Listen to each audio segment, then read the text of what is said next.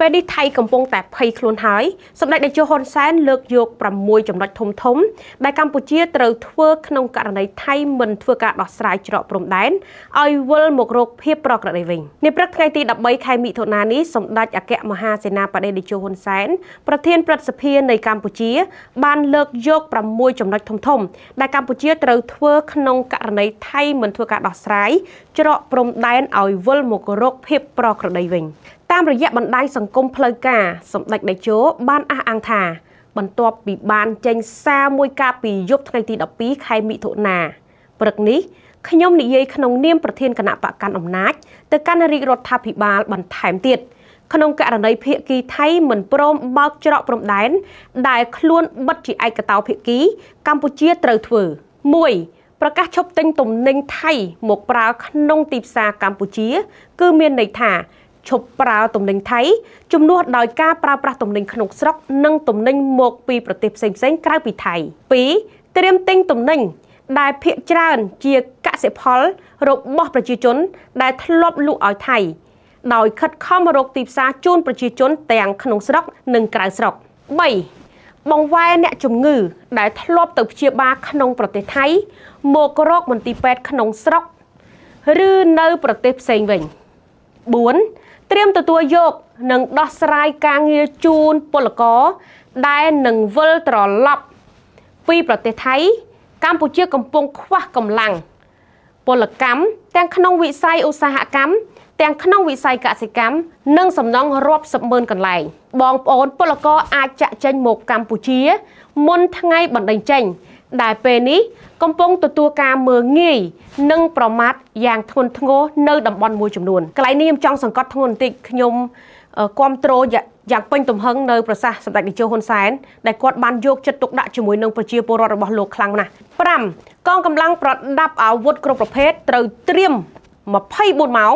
លើ24ម៉ោងដើម្បីវាយបកការពារខ្លួនក្នុងករណីមានការឈ្លានពាន 6. បណ្ដាខេត្តនៅជិតព្រំដែនត្រូវត្រៀមជម្លៀសប្រជាជនចេញមកកាន់តំបន់ដែលមានសុវត្ថិភាពនិងដោះស្រាយស្បៀងអាហារថ្នាំពេទ្យនិងសម្ភារៈចាំបាច់ផ្សេងទៀតសម្ដេចតេជោហ៊ុនសែនបានសង្កត់ធ្ងន់ថាបើថៃមិនធ្វើការដោះស្រាយច្រកព្រំដែនឲ្យវិលមករកភាពប្រក្រតីវិញ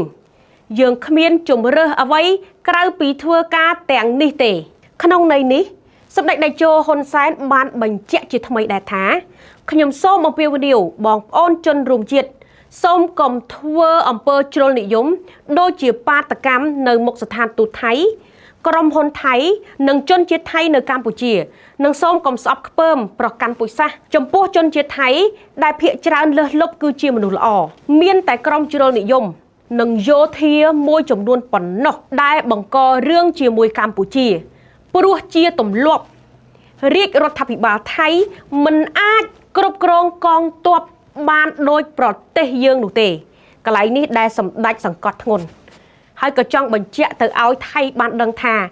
លេងប៉ះចំអ្នកមែនហើយពុកម៉ែបងប្អូនទាំងអស់គ្នាក្មេងតូចលេងប៉ះចំអ្នកមែន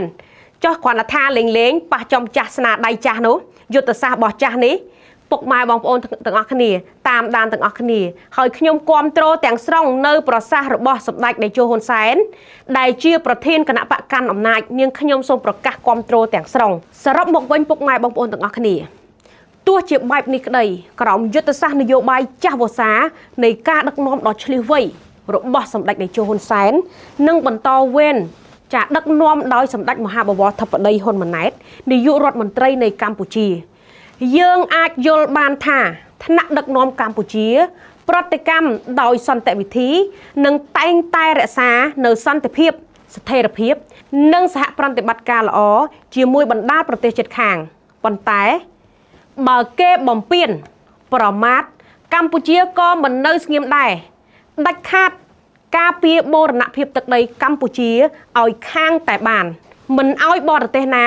មកបំពានតាមទំនើងចិត្តបាននោះឡើយចានាងខ្ញុំសូមអរគុណច្រើនចាសូមជម្រាបលា